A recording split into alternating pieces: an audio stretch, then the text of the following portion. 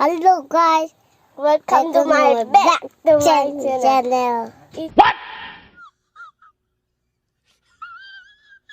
Welcome to my back to my channel. Damn!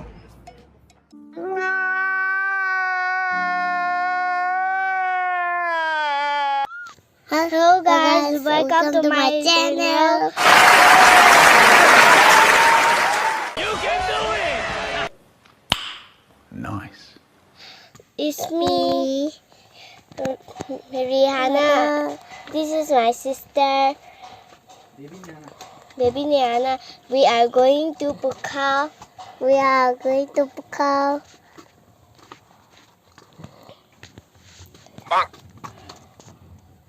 our father. Let's go.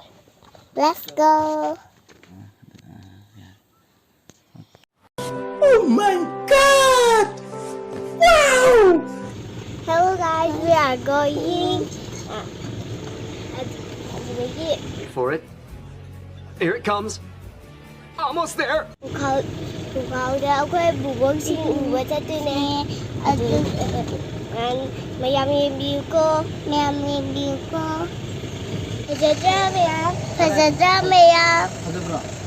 Pasabrakar ke laye tu si bapam dia pasabapam ni lagi ke pale na cycle do.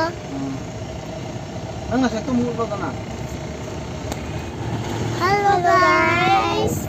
Ano cycle do yang pasabra, ano lagi do tibra.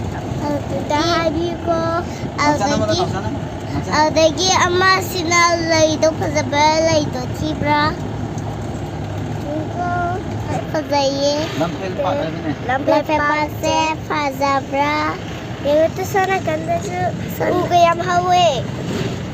Sonda sa gonzalaye. Alagi sizina lay amas ribuna naba amasina thamnaba ke kado lathuk pa yabane. Lai dibi thelam baduti lathuk kare. Adudagi like di biya mo tiya Fazaba to lay to sana ganda yung ko Fazabria amo buhay na ya Fazabria to sana ganda Fazabria subscribe to gaya mata to lay adulagi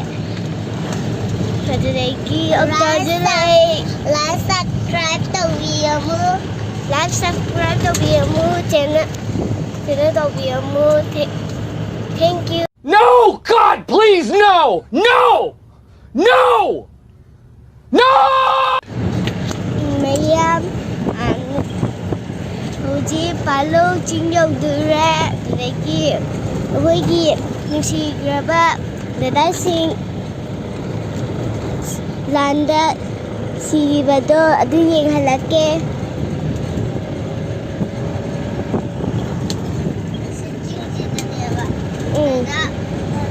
oh ya adu dere dai lak ani ah nushina ha unga dure ni ayare kemudian ya dure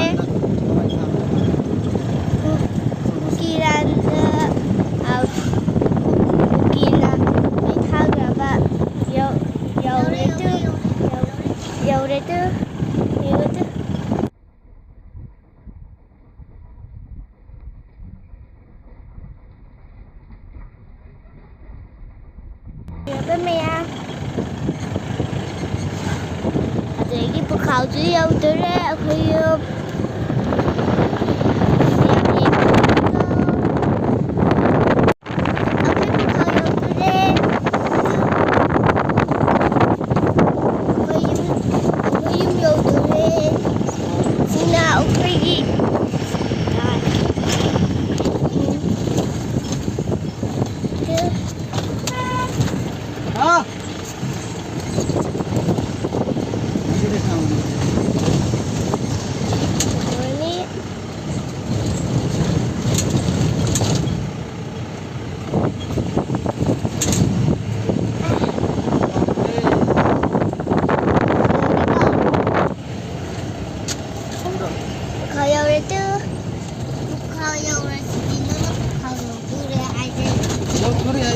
Beliau kan.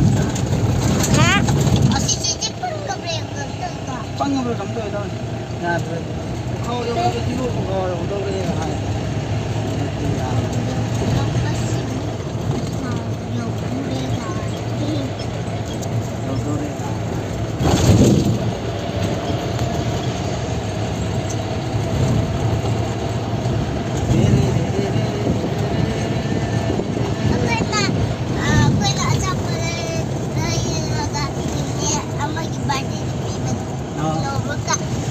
Cara itu. Ah. Notebook kamu gak punya tak? Bisa.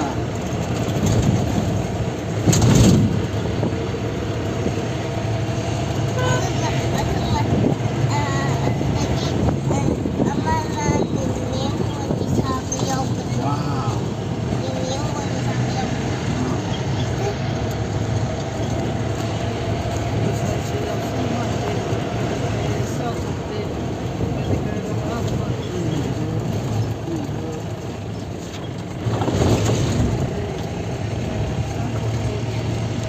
New York ka na buho lagi. Ako hindi kayo re. Bukaw terapur. Ako yung siyaw durap. Pa, bukaw ka na harsoy. Bukaw terapur harsoy. Pa. Ito, sila yung kukilay na. Sila yung... Sila na Jess. JCB hai cái hai cái tụi nó hai cái. Lura. Sila na ko hindi sa pamdo. Dito di ka pa daw. Di ka pa daw na. Ako yung yaw dure.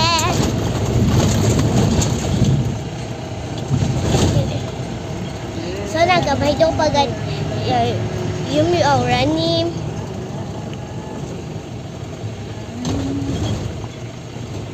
Sagar dah, thapa kali dah. So naganda bay daw pag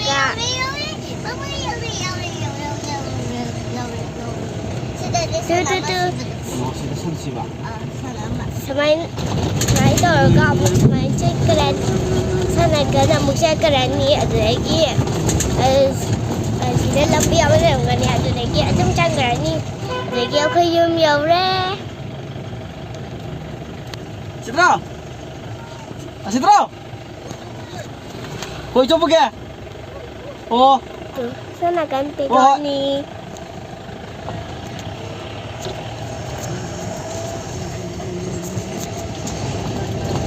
adagi so nagapay daw ka yung yawre tadi sing nakra.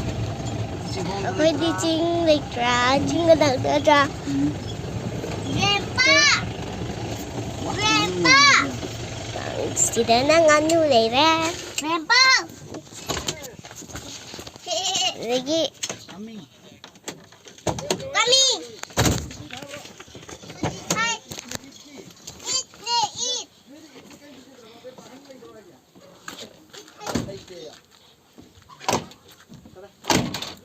Siya.